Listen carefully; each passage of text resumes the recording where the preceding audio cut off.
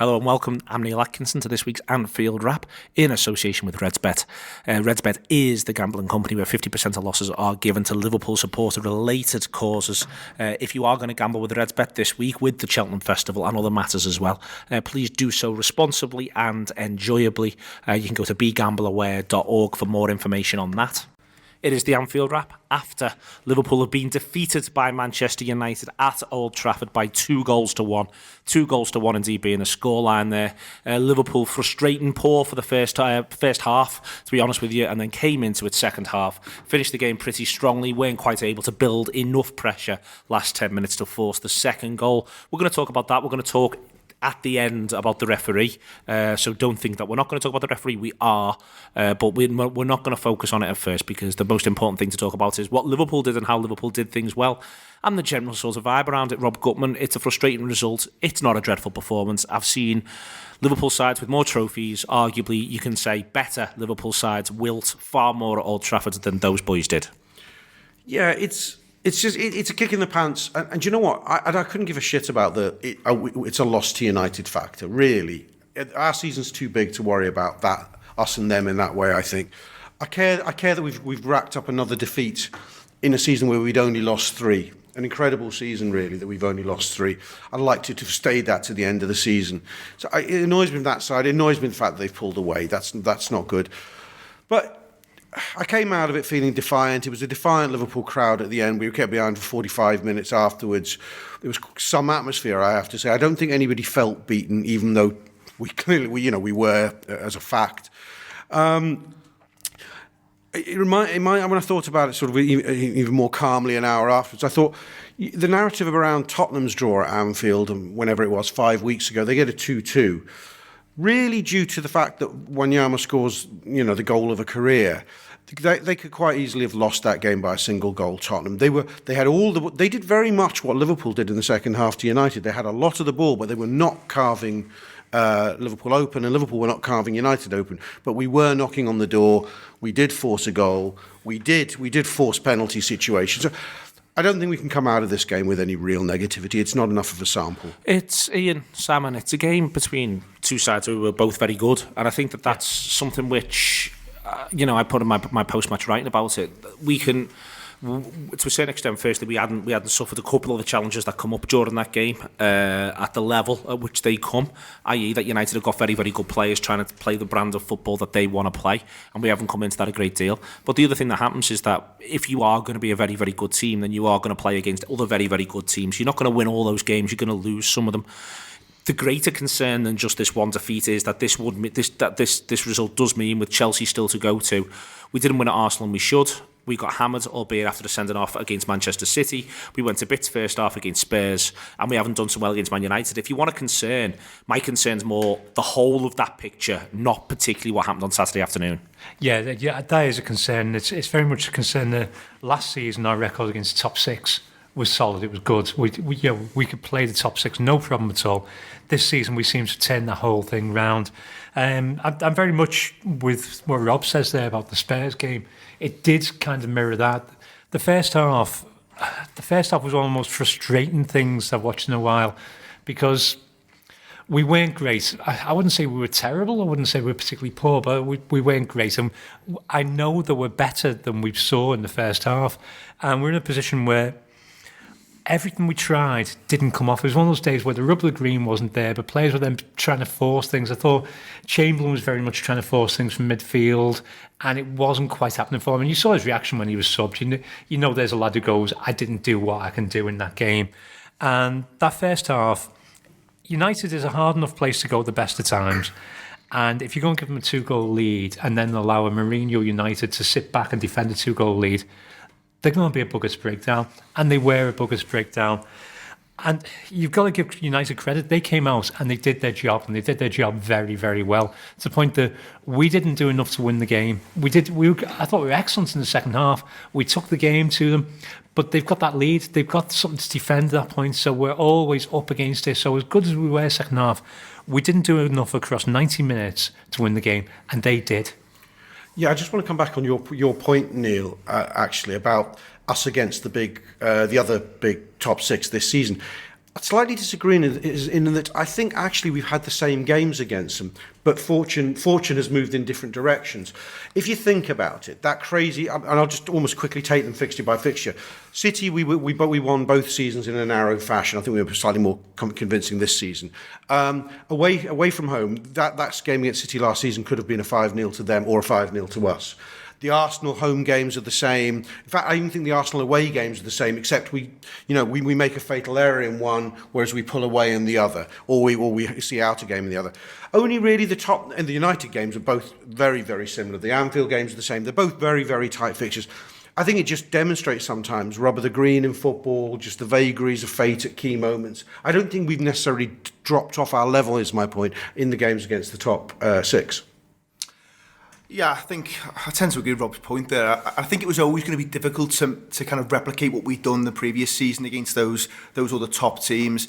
I think in terms of Saturday's game, like with most big football matches, it can sometimes come down to moments, and we go that goal behind, and yes, if you look at it now, you can pick holes in it. I think if we were to play them again, I think the manager might do something different tactically in terms of would he put Emre Can, for instance, in front of Lukaku. He may come back and say, actually, Lovren's managed Lukaku really, really well in previous games, so I backed him to kind of win his physical battle there.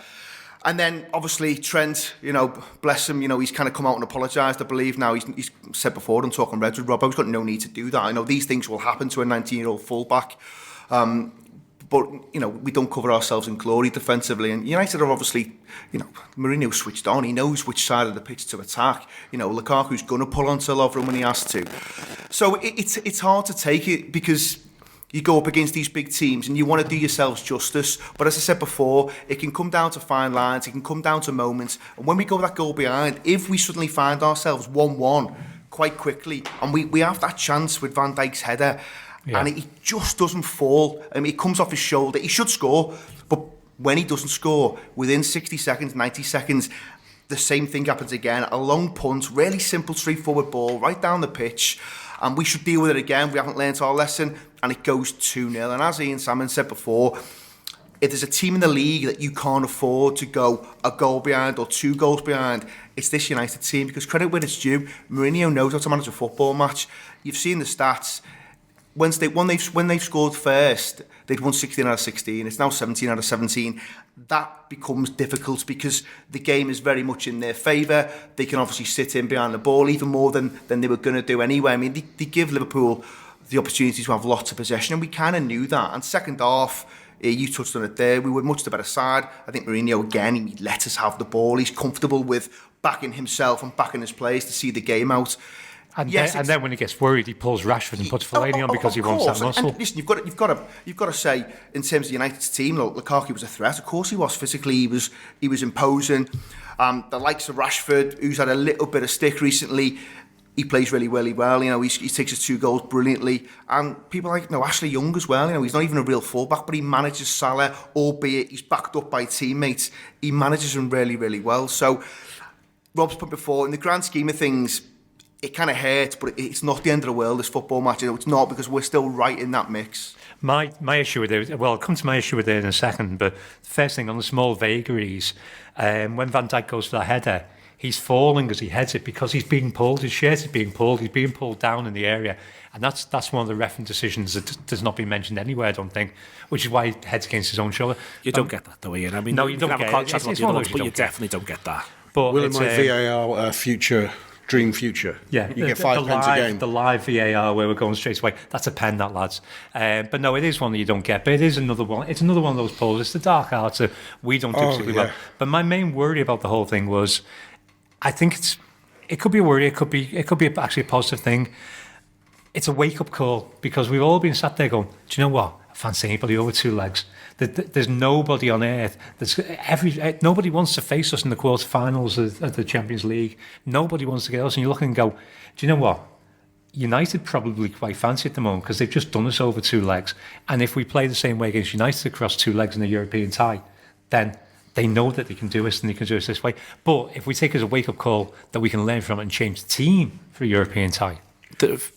Yeah, the point about the dark arts was very noticeable. Sitting there close up, I don't know how it came across on the TV, but in the stadium, I haven't seen a dark art performance like that since the golden age of the Wimbledons, when they used to come to Anfield and stop a football match happening. Only, I mean, after United took the lead, I'm talking about everything that that could be done. The rolling around, the number of times that sap of, I know we weren't going to talk about Paulson, that sap of a referee would blow up because they went down and our momentum was broken time and time again. You know, fair play to them and all that. And Mourinho masterclass, I have to get this rant out of the way. But at the end of the day, they're the first, second best funded team in world or European football, give or take a place. It shouldn't be coming down to that. Sorry, United. I'm a bitter Liverpool fan, but it's not on. I'm fine with that. But let's talk about Liverpool. Therefore, building momentum, because they did manage to do it, and I think that there's a frustration across the 90 minutes in a sense, and it's not a frustration. I think it's why there was defiance at the end. But you got to see, I think, say 45 till the goal, certainly 45 till 60, that Liverpool could really get at that team in the way in which, I thought a lot of what they were doing was very, very last ditch. A lot of it was on the borderline between what you can and can't get away with. But, almost putting that to one side, as I say, we will talk about the referee. I just think that period of time there shows that if they sided all the way through the game, if they'd attacked better, being a little bit more patient, being a little bit more certain, made sure of what they were doing, that they really could have hurt that Man United team massively. I think that's the case at 0-0, it's the case at 1-0, it's the case at 2-0, and it's the case at 2-1. I think at 2-2, had we got that break, given 10 or 15 minutes, I think we would have won that game. I know it's really easy to say that. I think it's a cliche in a way, but our momentum was there. I think that what happens in the latter part of the second part of the first half is a shell shock, and it's very difficult not to withstand that kind of hit. I mean, even City, when they make that fantastic comeback at Anfield before losing in our near title season, we're 2-0 up early on. It takes them to well after half time to react. It's really quite hard when you hit like that in a big game, especially in a big game away from home, where a side is well equipped to withstand your pressure. So I think we emerge with credit. I was scared at 2-0 that this could properly go away from us. Yeah. We've still not got established a reputation as a team that knows how to defend or balance between defending and attacking at those moments in game. I feared it could be taken away from us. I suppose two things collided: them having no ambition beyond 2-0, and us pulling our socks up. We pull our socks up. Let's talk about the goals. They both come straight after Ian Ryan, both come straight after Liverpool corners. First one's a pretty poor routine. The second one is that really bad miss from Van Dijk, and that 90 seconds does change and define the games. And then it's just a long punt. I think in general, by about the first time, Ian, I think it's been picked up on television. This is where they're going, this is what they're trying to do. Before you get into the specifics of Lukaku beating Lovren in the air, it seems strange to me the first time, but as you said before, especially the second time, there isn't a Liverpool player a lot closer. I wonder if that's what Klopp was referring to in his post-match comments about dealing with the second ball. Because when it bounces off Lukaku second time, it is almost like that's the second ball. I wonder if that's the sort of where he's frustrated and wondering why hasn't someone thought, I need to go on toes here. Someone come from the back, someone go on toes. Potentially so. I think you're probably right. I mean, if you look at the game, and I've watched the first half back, Lukaku, he wins his first header against Lovren in the 3rd minute, so that's coming. It's a tactic. It's very old school. I mean, I think Neville may have referenced it on Sky. You don't see many goals scored in that way, where it's just a long punt down the middle anymore. It just doesn't tend to happen. We've let ourselves down there because, as I say, for it to happen once isn't great. For it to happen again, and if you look at the goals, I mean, Oxlade-Chamberlain, who probably isn't tall enough to do that screening job anyway, but him and Emre Can are just standing 10 yards in front of Lovren, and they're not marking anyone for the first one, and for the second one, they're not really marking anyone again. They're just one matches in between the two of them. So it's all a bit weird, and I'm surprised we've been as naive as that. And yes, you can then look at what happens when the flick happens. I know Trent will have nightmares for weeks, I'm sure, because he's just too far wide and he can't get back, and then he should probably try and show Rashford down the line a bit more, but there's loads of quality there from Rashford. You've got to say that the flick is so good. He doesn't need to take another touch. He can hit it instantly, and the goalkeeper's got absolutely no chance. But I think you're right, Neil. The manager will be hugely frustrated. For it to happen once, it's really bad. For it to happen a second time in the same game in a matter of 10 minutes, really poor. Ian Salmon, one of the things that strikes me about it is the individuals. It's the individuals where, both sort of feel sorry for, but where, questions will be asked. we were praising rightly Alexander-Arnold for his 5 or 6 very solid right back performances that he's put together back to back. Also praising Lovren as well, and also we all mentioned before the match. I think everybody who did the show would mention that Lovren had historically played Lukaku really, really well and done very, very well with him. They're coming up against basically what Man United have paid 75 million for in one instance, and the reason why Rashford is so highly thought of within the game in the other instance. And yet, as individuals, it could well have ramifications for them both personally, thinking about their own performances, but also possibly from a manager who, if he does need his Liverpool side to be perfect or as close to perfect as possible, and there's a conversation around that in general, may well be looking at those two now and thinking, well, I can't be sure. Yeah, I think Lovren more than Trent, because again, Trent is a 19-year-old lad who's learning the game, and he has been taken, specifically for the first goal, he's been taken by a fantastic moment of absolute class that I think most right backs would have been pulled out with. Lovren should be dealing with that better. He should be. Is there a philosophical point here, Ian? What strikes me is, let's imagine for a second that Salah picks the ball up and he dances past Ashley Young and he bends it in the far corner, and we'd all go, well, yeah, but what's Ashley Young meant to do? That's Salah there. That's how good he is. That's what he does. Yeah, Lovren comes up against, or let's say that's Lindelof, who United paid 40 million for, or Smalling, or Bailly, or whoever you want. Any of them could get done by Mo Salah. Lovren comes up against Lukaku in this instance, and part of what Lukaku does and what United want him doing is win those balls and bullying his centre back. But because there's something which is, we use the phrase bullying the centre back, we all go afterwards, yeah, but he should be dealing with that. Yeah, because we're always going to be we're going to have that kind of bias against our own players in those moments. But as we said, we know that Lovren has dealt with Lukaku. He dealt with him for probably 3 years while he was with Everton, and he was never actually a problem to him at all. And we also know that our perception of Lukaku is he doesn't turn up in the big games. Well, he definitely turned up in this one. He turned up against Chelsea. And I think there was too much that performance. We didn't get enough talk at the time. He scores one assist. He gets a goal and an assist against Chelsea, and he's great in moments. And he also makes their life a misery second half. He's a £90 million pound striker.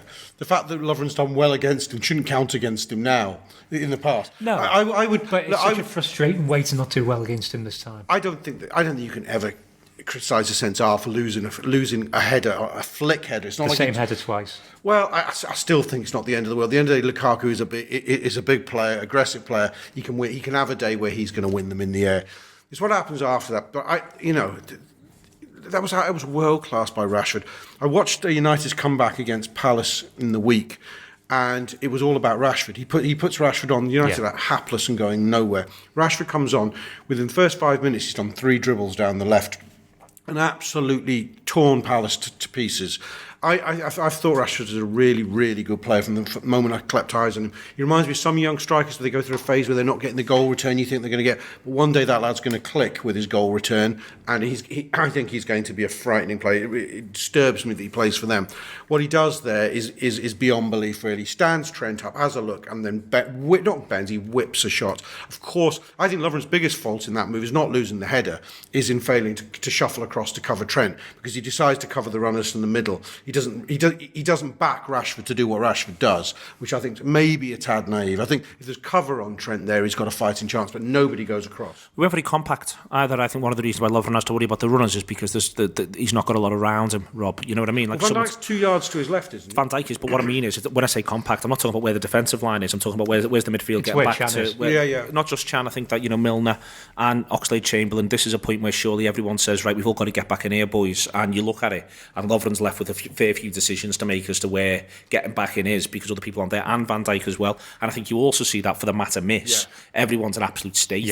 I think in terms of getting back and getting defensive shape, everybody, Lovren, Van Dijk, Chan, it's a catalogue of errors. Well, I mean, on that Mata one, he kind of almost drifts off the back of Lovren. But Chan and Van Dijk are both looking at Mata, and they just allow him to drift in. And obviously, if that goes in, then it really is kind of game over, because it would have been 3-0 before half time. He could have took a touch. He could have took a touch. Yeah, well, I think he's almost kind of thinking, I'll reenact my goal at Anfield from a few years ago and put it in with a scissor kick, when he's got all the time in the world to take it down and put it in. But you're right, worryingly there, it was all a little bit too easy. I think I mean, I don't want to criticise the lads too much because I've been very, very I've given them lots of praise over the last kind of 6 to 8 weeks, and I think rightly so. You don't really want to suddenly jump on everyone's back after one performance, albeit in a really, really big game. I've said before, I think you can upgrade on Lovren. I think most people would tend to agree. But I think in this match, most people were saying before the game he was the right partner to play alongside Van Dijk. Them two look to complement each other more than, say, Matip and obviously Van Dijk. And I think that the Trent one, maybe Trent deserved to play this game given his recent performances. I think there was an argument for Gomez. I did say before the match, if Gomez was fully fit, I'd have looked to have maybe started him. But then again, Gomez has had moments this season where he's been exposed. He's been sent a few times. Exactly, so you can't say with any certainty whether it would have made much of a difference. I think one thing that would have made a difference for me, I would have liked to have seen Jordan Henderson in the starting 11, and for whatever reason, dead leg, 3 games in a week, that didn't happen. But when we're at our best, I think Jordan Henderson it plays a big part in that. And not everyone will like that because not everyone's a fan of him. I don't get it. Again, I think you could upgrade in Jordan Henderson, absolutely. But right now, if he's fit and he can go, and obviously he couldn't, he makes a difference for me. He sets the tempo, and he's a lot of what is good about this football team when we're at our very best.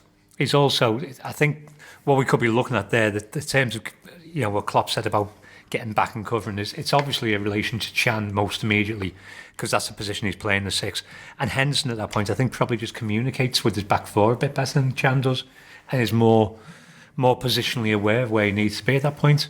There was a lot of time where, and it may have been tactical, but there was a lot of time where Chan, when dropping back, was dropping back into a left-back position. Yeah, well, I think I noticed that, but I want to know if it is tactical, because I think it's easy to sort of say, where's Chan? Firstly, I've not seen the manager screaming at him after the first one, but I'm not in the ground, and so I don't know. But the second thing that sort of strikes me is, Rob, Chan's done his time at centre-back. You know what I mean? Like, Chan understands how this bit works, arguably better than Henderson. And so it seems, and I just sort of wonder if Liverpool's idea is, listen, we need to just win the first, have our shape, and then we'll be able to go from there. And I'm talking here after the first goal, that we're not actually at panic stations at that point. We're not at the idea of this is something that needs to be dealt with. We're all sort of having the attitude of, well, that's the first one, but we'll box it off by that sort of point. And maybe that was the wrong attitude to have at that time. And I don't know if it comes from the dugout or what. And he did mention second balls afterwards, but Emre Can is in many senses the perfect man you want to go and stand the other side of someone like Lukaku, because, as I say, he's literally played football matches at centre half. He's decent in the air. He's a big 6'1", 6'2" lad who should be able to put himself about. And I just sort of wonder if it is tactical, and I don't want to get on a player's back for what could be a tactical move. I think Emre's stretched too thin without Jordan. I think Emre had a really good game overall, especially in the second half. I thought he was excellent. I think Klopp's bold in his selection. The clever money was on Henderson and Chan forming in a 4-2-3-1, effectively, however you want to look at it, or a triangle with a base to it. I think Klopp's. I don't think it's necessarily about Henderson's lack of fitness. Otherwise, he's not on the bench necessarily. I think he fancied two potentially offensive players ahead of Chan in Milner and Oxlade-Chamberlain. Thought we could got that wrong. Sorry, do you think he was wrong? Yeah, I do. I think he's underestimated. Got to be careful with hindsight, but do you think he's wrong? Yes, I do, because because I picked Chan and Henderson together. I think he's slightly underestimated United. Well, not wrong. Maybe he's gambled. He's gambled on absolute. Yeah, wrong. Wrong. Yeah, I think he knew you could bet your bottom dollar that Mourinho's tactic would be to sit off Liverpool and hit them on the break. There might have been a plan to try and devastate Liverpool in 10 minutes and catch Klopp unawares, but Klopp would have gone, that's fine, we'll go for it the other way, we'll gegenpress her. I think he wanted to gegenpress the ass off them by putting Chamberlain and Milner in that mix. And if you get the first goal, it looks, Van Dijk, even from a set piece, it looks like you know what you're doing. And then United have got a problem. Then Lukaku's maybe not as confident. The pressure's on him. It's a tight game. Tight games between big teams. What happens defines the narrative. See, the Chan Henderson thing, I'd have liked to have seen Henderson and Chan both on the side, but again, I wouldn't have had them playing as a two. I wouldn't have changed the shape. The shape that we went with, I think, was the shape that would have been best. It would have been a case of either Chan for Chamberlain or Chan for Milner, one of the two. Yeah, I think, and if you just flip it around from a United point of view, I actually think Pogba not playing helps them. It makes them far more solid. You know, that they go 4-2-3-1. They've got McTominay and Matic sitting in very deep. Now, they're two players you can get it. McTominay gets hooked at Palace, he's all over the place. Matic is good at what he does, but you can expose him, and once you pass him, he can't get back. Both lads are deep. They go 4-2-3-1. They look more solid. You know, Pogba's been... I thought Matic was all over the show second half for 15-20 minutes. He is nearly, because we have all the ball, and he's struggling a little bit. But I think first half, them two just sitting there gives them that protection. I've come back to your point before, you absolutely can get at Matic, and I think one of the reasons he wants to play Chamberlain is to kind of get that forward runner from midfield, make us more mobile. You know, Milner, if it was Milner, Henderson and Cham, for instance, you know, there's a lack of probably mobility there. So I understand why he plays Oxlade-Chamberlain, and he's been in really, really good form as well. But I do think Pogba not playing, and Pogba's a good player on the ball, without the ball he's not so good, but I do think it helps United. In general, it's interesting using phrases like right and wrong, because managers make decisions and they make percentage calls, and those percentage calls, as you say, Rob, they might be proven right, might be proven wrong. I always remember speaking to Rafa Benitez, and it was as though in his head it was like a bar chart of opinion polls as to which is the best option. 41% for this, 39% for this. I'll go with the 41% option, and it doesn't mean that it would necessarily change anything, but you know, overall you end up being defined by big calls over the course of a campaign. The goalkeeper doesn't let him down, going right the way through the game, and especially late on, where he comes out and wins that ball high up the pitch. The goalkeeper showed there. You know, there's a bit of talk that he might have been able to do better for the seconds. I profoundly disagree with that one. It's two deflections. I profoundly disagree with that one. And I think you got to see there, and you got to see throughout bits of the game, why he's gone with Karius over Mignolet for this running. Yeah, I mean, he's got a goalkeeper who... You don't judge in isolation from the context of the team's performance now. That's been the biggest plus for me. You know, I don't think any of us yet know if Karius is a technically better goalkeeper than Simon Mignolet. I think it's too early to make that call. You know, he's made some nice saves. Mignolet in a good run could also make some nice saves. But within the context of how Klopp wants Liverpool to play, it's clear that Karius is the better fit by a mile now. He's much more quicker to start. His starting position's much higher up the pitch. He's ready to get involved in the play and see danger early, whereas I think Mignolet is a keeper who enjoys the goalkeeping art in its simplest form, quite frankly, saving shots. I think Mignolet lives for that. I think Karius is a footballer. I think Karius makes better decisions. I think he's willing to back himself on those decisions, as that tackle proves. You know, he knows that if he comes out and he overcommits, then it's a goal. But he's willing to do it, and you can't see Mignolet taking the steps to actually make that tackle at any point. He's not going to come that far with his goal. So I think Karius looks like a decent goalie at the moment. I think he's doing nothing wrong. Did nothing wrong the entire game. As I said, he's got no chance with the second goal. There's nobody on earth who's got any chance with the first goal. So he takes no blame for anything at all. He's had a decent enough game. I think simply put, he suits a Jurgen Klopp football team far more than Simon Mignolet does. And in terms of that second goal, I think Van Dijk gets a touch on it, which takes it towards Rashford. But the keeper's coming out to kind of make himself big and almost kind of narrow the space. And you can't legislate for that nicking off Trent's ankles or whatever, and because obviously it takes it over him. So there's absolutely no blame at all with the goalkeeper, and I think it's been levelled at him. You know, if he used to play a big football match, you know, would he shrink and kind of shrivel up? Well, he didn't. I thought you know, Neil's point there in terms of what he does second half. It's what Jurgen Klopp wants from a goalkeeper. And whilst I still think we should maybe have one eye out looking to do something in the summer, at this moment in time, Karius is not an issue and he's not letting anyone down. I want to talk about that in the good period in the second half, but what I don't think went well. So simultaneously, I think you get to see Ian Salmon, Liverpool play really good football, 45-65. Turn the screw on Man United. But one of the things that strikes me, you know, we're getting between the lines. It's Milner's best period in the match. Firmino's too. But one of the things that struck me watching it back, especially, was Salah wasn't getting central at all.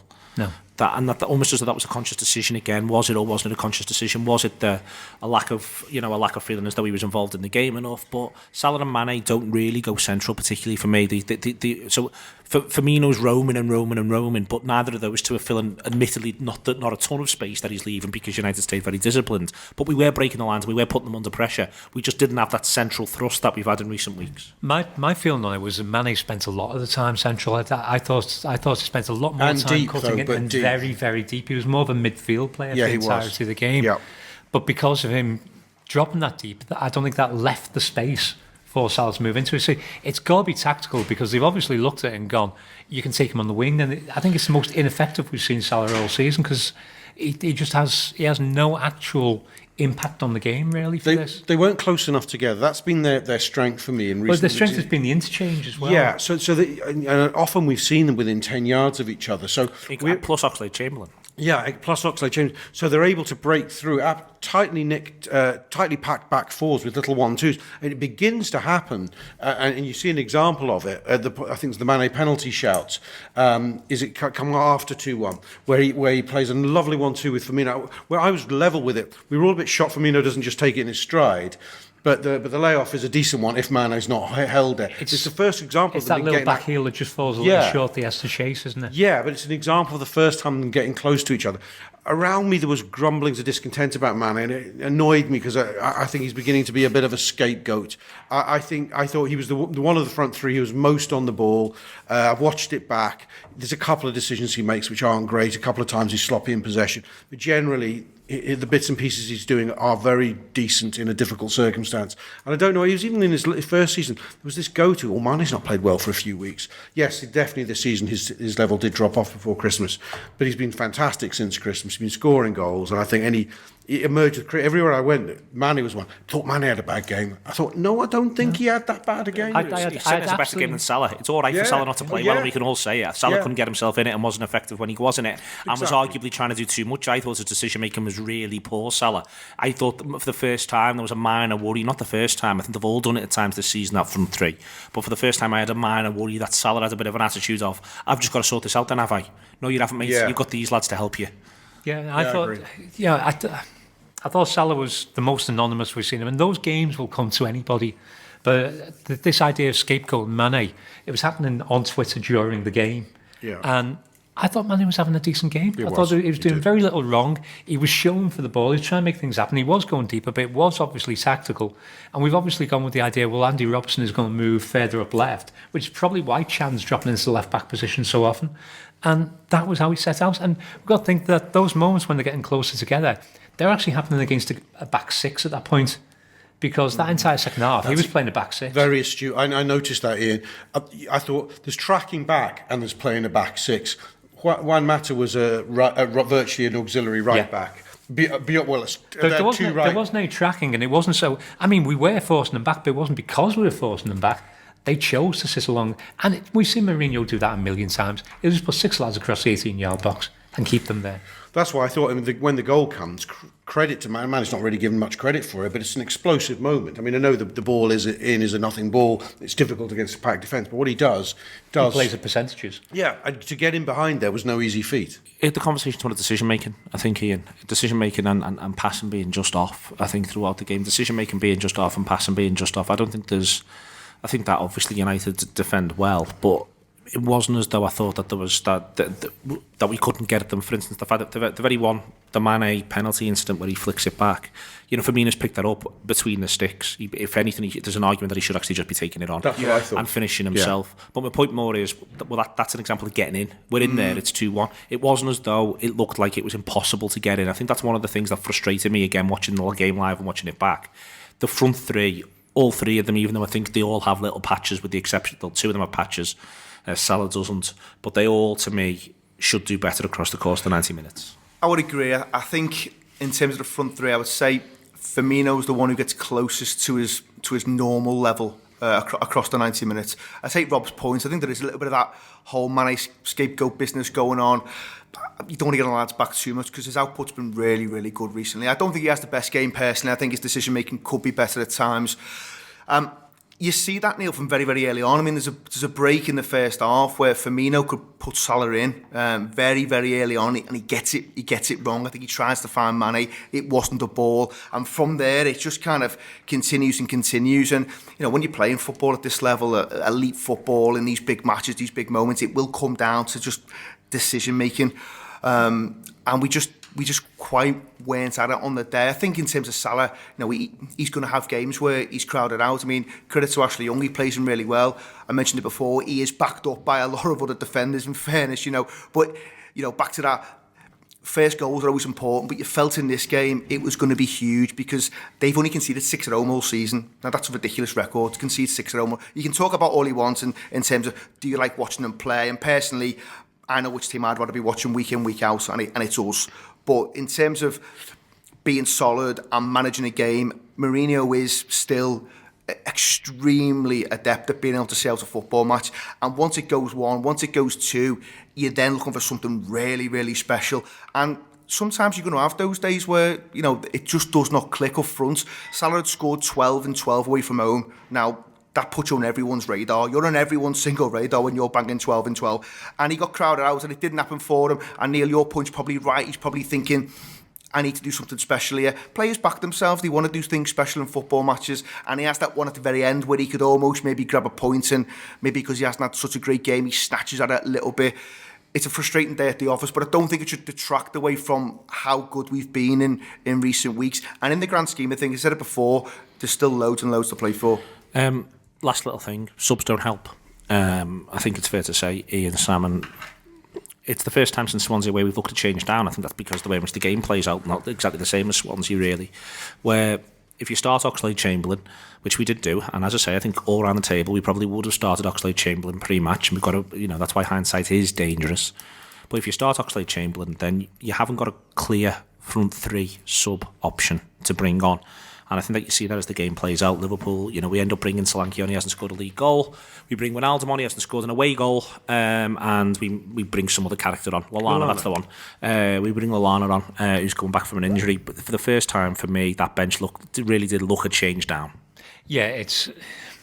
Bringing Lallana on, I thought made sense because at that point, it's clear that Chamberlain's been trying to force the game. His passing's not quite happening. It's not really working for him. He's not necessarily bringing the dynamism we've seen him in other games. He has a couple of runs, but the Lallana sub makes sense because you've got Lallana who's going to hold the ball for you. And Wijnaldum is kind of like, it becomes a like for like. Well, it doesn't become a like for like because we're taking full-backs off at this point, which I think is a glorious thing. Let's play with no full-backs at all. Let's just throw everybody on. 2 at the back we end up with, don't we? We end up with 2 at the back because we can do it because they've got no intention of attacking. So, but Wijnaldum coming on, at the point where you've gone, okay, well, we're not playing with full-backs anymore, we're going to put guys into the middle of the park. Not entirely sure where Wijnaldum's playing at that point. He might be a right back. He might be somewhere else. Solanke's the one for me where it's kind of like this. We're making this substitution now with hope more than intent because we're hoping it's going to come off for him at some point, and it's not looking likely. Ian Ryan first on this. For me, the notion of the changes, I'm absolutely fine with. In that, if you lose a game of football and both your fullbacks remain on the pitch, I'm always wondering what on earth was going on there. Yeah. So I'm absolutely, if certainly if both of them do, and even if one of them does, but certainly both of them, we take them both off. I'm fine with that. It makes sense to me. It's more what it is that you're bringing on at that stage, and I think Wijnaldum to go right back is just about makes a bit of sense, and to be pushed right up there and be more right midfield. But the Solanke thing is concerning, you know what I mean? That could be a Champions League final there. Bringing on a lad who just doesn't have a senior goal for Liverpool is a worry. It's a massive worry, and I don't really understand. I mean, I may have missed something. Was Danny Ings, was there an issue? Because he wasn't on the bench. I mean, I don't know whether there was anything prior to the game. I mean, I think it's maybe just training he showed. He came on against Porto, didn't he? So he's there or thereabouts in terms of kind of featuring. And he showed a bit. He's a clear save away from scoring. I don't think anyone around the table is thinking Danny Ings is necessarily the answer, but he is a lad who scored at this level. He's done it for Burnley, he's done it for Liverpool, he scored at Old Trafford before. So I'm surprised that he just wasn't on that bench for that last kind of 15-20 minutes if it all goes wrong, because I agree. I mean, no offence to Dom Solanke, he's still a very, very young lad, and at this minute, he doesn't look like he's ever going to score a goal in a football match, which I'm sure it will happen for him eventually. But if you're giving me the choice between Danny Ings, who's 24, 25, and he's played at this level before, and he's scored goals at this level, or Dom Solanke, I know which one I'm choosing. I don't... Look, all I can think is that Solanke was the one who showed in midweek in training. So I think we're a little bit focused that he hasn't scored a league goal for us. You know, he scores in that youth tournament, he's top scorer. We saw in pre-season, Dom Solanke's got a finish in him. It's a big difference though, Rob, though, isn't it? Old Trafford I agree there's difference. I agree, but it could be that Danny Ings wasn't hitting anything on target. He comes on against Porto midweek and looked all right. Not great, but he looked okay. And he looked all right, but to me there's a trade-off between one lad's got a bit of Premiership experience and he's a bit tenacious, and you could see why Brendan Rodgers bought him, but he's yet to convince. The other's a raw kid, but he's got a physique and he's got pace. And maybe he thought against tiring legs that the physique of Solanke would have a bit more, but that maybe over 6 yards he needed a sprinter rather than a scrapper. I think it's an optimistic decision to put Solanke on the bench. I agree with I think it's the idea of I might give Solanke the last 10 to help us see it out, help us hold it up, hit the big man, let him stretch them at the back, worry them for pace. Yeah. Play that way, because I think we'll be ahead with 10 to go. It's not if they're sitting in doing absolutely nothing, who would you rather have selection to me? And that's fine, with the manager's on the front foot and he manages optimistically. I can understand that, but the bigger picture, Rob, is, and I think we all expect Liverpool to in the summer look at at the very least one addition to that front three, and I think it has to be two, because at some point someone will always be out injured as well. But Liverpool do need to be able to look at a bench and see, I think, two lads who can play in the final third, who change the game for you positively. And at the minute, I think when the manager turns and looks at his bench there at Old Trafford, for me, he had zero. Yeah, no, absolutely. Look, this reignites the January transfer window debate, and those who want confirmation that they were right, the Klopp should have bought someone, will have seen some evidence there. But it comes down to the fact that, say we'd bought Aubameyang. He hasn't kicked a ball in anger apart from 20 minutes in Porto so far since January the 1st for Liverpool. So he comes on at Old Trafford. Maybe he nicks a goal, maybe he doesn't. I don't think it doesn't change. You're absolutely right, Neil. We need those two attacking players.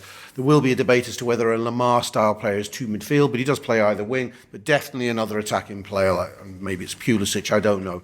But so those who want to see sorry, mildly distracted there. Those who want to see that we should have definitely have bought anyone in, any striker with any name in January, you may have found some encouragement there with our failure. All in, Rob. It leads to the first bad weekend we've arguably had this calendar year. Even Swansea, I think, had some sort of mitigating factor involved. Reality is for Liverpool that Tottenham won well in the end after being behind. Chelsea started the game brilliantly against Crystal Palace and just took it away from them. Manchester United obviously won as well. It's turned the pressure up a little bit on the top four finish. It is worth remembering that a lot of our rivals still all have to play each other and play Manchester City, but we very much do need to bring the momentum back very quickly against Watford. Yeah, it was a salutary warning that you take nothing for granted. That even our 7-point gap over Chelsea is now back as if our great weekend last weekend didn't even happen. Tottenham have overtaken us. United make our notions of finishing second look a little bit fanciful now. So yeah, we cannot afford to have just one of those days at the office against Watford. It's very much a must-win. I don't like the level of pressure I'm putting on Liverpool, but it is very much a must-win. I'm also a little bit worried looking at the fixtures where we're going to have to count on our opponents for are very much hinged on how City finish the title race now, because they could have things in the bag before they play the likes of Tottenham. I think is a worry. I'd like them to be trying to clinch the title by beating United, but I think United aren't our immediate concern at the moment. Chelsea and Tottenham very much are. I was going to say, when you lose a game like that, it's all about the reaction, isn't it, and what you go and do next. And I think Liverpool have now got 2 games before Spurs and Chelsea play, so there's a real chance to put some pressure under them again. So we could potentially go 5 above Spurs and 10 ahead of Chelsea before they even kick a football match, and their next game is against each other, I think, on April the 1st. So these next 2 feel big. Watford, I saw Watford against Arsenal. They weren't great, physical, but we should have enough to beat them. And then Palace at 12:30 on the Saturday feels big. It is big, isn't it? And it is worth pointing that out, that this is a big one, I think, for us collectively. The first one, the Watford one, we'll talk about the Palace one closer too, but this is a home game. It's a 5:30. If we want to talk about our support and the scenes from after that, whilst they were being kept in during the match there, and as the game closed, you could see that this is a partisan Liverpool support at the minute, desperate to get behind the lads. Well, this is a big opportunity to do so. Watford 5:30 Saturday night. Yeah, it's absolutely massive. I mean, once again, we're on what the fine margins are. We had a very good shot at going second on Saturday, and instead we slipped to 4th. So this is how tight it is at the top. This is the moment when the lads who are going away are clearly having the best time on earth at the moment. So yeah, that for a 2-1 loss against one of our biggest rivals, That looks like a cracking afternoon out. That looked like a great time. Because we've got a new song. Everyone's very pleased about that. It feels like a trophy. It's a lovely, lovely song. It's a belter, like. That can go on for like 25 minutes. Do you know what's great about it? Not many of the crowd actually know the words of the. But they can hum it. Of the verse, but they all know the chorus. So it dips down in dynamic during the verse, and everyone bounces in on the chorus. I think it works because no one knows the words on the verse, but the chorus, what a chorus! Is this the point where I say I have it? No. Okay, we did that before. We're not rewriting the song here. No, we're not rewriting the song. I want to rewrite the song. It's catchy as hell. Does everyone around the table know the? I was singing it now. It doesn't rhyme. Let's get off its back, Ian. They got it wrong. Ian, everyone's having a lovely time. Ian, stop ruining everyone's time. No, everyone is, and this is the moment when we did that went for 25 minutes at Porto. Yeah, nothing else to do in the game, so that just kept going until everybody had learned it. You get to bounce in this one, which we haven't bounced for a long. We haven't had a physical action. No bounces. How were you? Were you all right with the bouncing? I sort of wobbled on my knees. Than you were last time we bounced. Yeah. I'm also trying to hold Raf, who's standing on the chair next to me, because he still has to stand so he can see in front of the people beyond him. So I'm sort of trying to hold on to him. If I'm bouncing, he's going everywhere. If anyone moves, so you're relinquishing the bouncing in favour of good parenting, basically. Yeah. You had to do something in favour of good parenting at some point. There is a wider sort of other issue out of the game, and it is often the last refuge of the coward. And we've had the conversation that we've had about the Reds barely mentioning it, but watching it back, we rarely go into the referee. But watching it back, Ian Ryan, I was struck by how many 75-25 decisions that are in our favour that we just don't get. Forget the idea of 50-50s, forget the idea of a home crowd. I just think, and there's even the specific bigger incidents, but the referee's just low-key rubbish throughout, and it's verging on unbearable to watch referee football matches, to be honest with you. It's so poor, and Pawson sets the tone really early on when he gives a foul against Emre Can for that.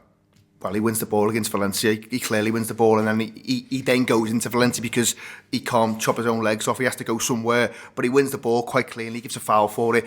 From that moment, I had huge concerns, I have to say, and it's been debated a lot on social media, but there's probably at least 2, if not 3, really good shouts for a penalty. And when you have 2 or 3 in a football match, you may be expecting at least 1, and we never got close to getting any. I think if you want to flip it around a little bit, I think there's times during the game where Rob mentioned it before, darker art. I think our game intelligence can be improved, and I think we can't do anything about his game. No, not that. But no, I'm talking about there's an opportunity early on, Rob, where Trent could go down early on when Rashford's already done a booking. He potentially gets Rashford sent off, but he avoids it and does what a young lad does. Maybe just gets out the way and carries on. But a more experienced pro, they might go down. Rashford goes off. They're down to 11. But Klopp's also agreeing that he doesn't want that. But that does not detract away from how shit the referee was. I think. Even the penalty where Mo Salah's being dragged, he has to go down. You're never getting a penalty at Old Trafford if you try and stay on your feet. The Mane one where Mane gets tripped by Fellaini, no one appeals. Lallana's right next to it, doesn't even appeal. So I think there's things that we can do better in terms of making it harder for the referee. But as I said before, that does not detract from a really, really poor display by Pawson. At the risk of opening up this one, it's got to be opened up. This is exactly why I'm very much in favour of VAR, because I think it's not just that it has the potential to correct very wrong decisions, and I know it's far from perfect system at the moment. But what I think it has the opportunity to stop is a referee writing a narrative for a game, even subconsciously in his head. That guy was in a swing of giving home decisions, whether he was intimidated by the crowd or what have you.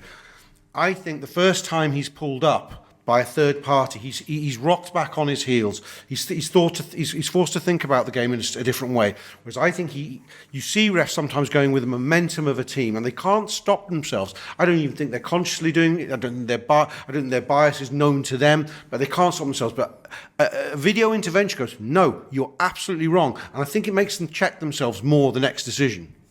Which one would you say was a VAR decision? I mean, I think there's something in Ian's point. I mean, we can have a wider VAR conversation probably after the trial period's finished. But, for me, the Emre Can one very early is just not a free kick. And that, for me, throughout the running of the game, loads of those decisions wouldn't come under a VAR ruling. Well, absolutely loads of them. But penalties do, but loads of those ones wouldn't. And there's enough in all the penalties even on repeated to rule them out. There's enough to say referee's call. I don't know how you'll do the system when the system's finally sorted out, but I think there's enough in other penalties to say referee's call, Rob. So I want to know. I don't get your point. I don't think that necessarily applies here, because I think it does start with that Emre Can one, where Can shows that he's prepared to do this to win the ball, and the referee goes, "Well, I just don't want any of that on my pitch today, boys," which causes problems if you want your game to be quite very much in someone's face. I think knowing it's there stops them playing God, stops them having a Clattenburg of a game, stops them thinking it being about them and how they want to view how this game is going to develop. I think it checks them into being more objective referees of the contest. I think it makes them think twice more often than not, rather than just than sort of running with the play, dramatic hand gestures at times.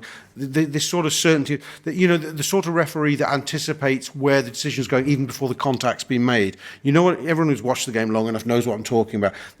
Intuitive refereeing, on the side of bias. And I think when they know they're going to be checked, even if there's never a VAR decision, I think it weighs on their mind. I think it makes them approach the game in a different way. I think it's the age-old problem of referees making the game about themselves. We've seen it a million times. I think the issue with VAR, and it does just open up the wider arguments. VAR, as they've introduced it, is flawed. All you need with VAR is a guy sitting with the telly, watching the coverage we're watching, going, "That's not a free kick. He got the ball cleanly." Yeah, and it's probably almost impossible. Pawson knows that Emre Can got the ball cleanly. Yeah, but he's still given the free kick. And one of the bigger ones for me was... But why is he giving the free kick? Because he's imposing his own narrative on the game. I think what he's trying to say is, I don't want those sorts of tackles lashed in this game. But it's not even a tackle at that point, because Can is in possession of the ball and takes his own ball. But I think, this is where I think this gets really, really difficult. In that, so you're going to have that decided by television? Seriously? You're going to have a free kick, an innocuous free kick in the middle third of the pitch. Decide that would... How does that even get overturned? Because once he's given it, play stopped. If it needs to be overturned, and all it needs is a lad in his ear going, "That's not a free kick." So hang on, is it our free kick now? It becomes a bounce ball. It becomes the old version of bounce ball, not the bounce ball that we had on Saturday, where a lad goes down because he's been hitting the nuts with the ball, or something has happened to him. He goes down. We've got possession on the wing with Bobby Firmino in tons of space at a moment that could be absolutely influential, but we get the play being stopped for the lad who's gone down, and then we get the play becoming a bounce ball, a drop ball, which is kicked 70 yards. So we've lost all advantage that we had when we were in possession of the ball in a good area. I think in the sort of technological future dreamscape, the referee isn't on the pitch. The guy on the pitch is a conduit for the guy in the stand, or two guys in the stand who are looking at a range of monitors and are charged with making quick decisions which can very often be wrong, but they've probably got more information at their fingertips than a guy who may be 20 yards behind the play or what have you. But this is a debate for another day. It's a debate for another day, but what I do think is important is that what I don't want to do is start saying that we're not going to put Ian Ryan just to close this off. For me, that's just bad refereeing. For me, what I'm seeing at the weekend is bad refereeing. Yeah. And even the marginal handball, the marginal penalty decisions, which I can accept the idea that they all could go either way, penalties, and there's other factors, Ian. I'm relaxed is the wrong way to phrase it. I just think that the current crop of referees are crap, and it makes me really wonder what's going on at League 2 and at League 1.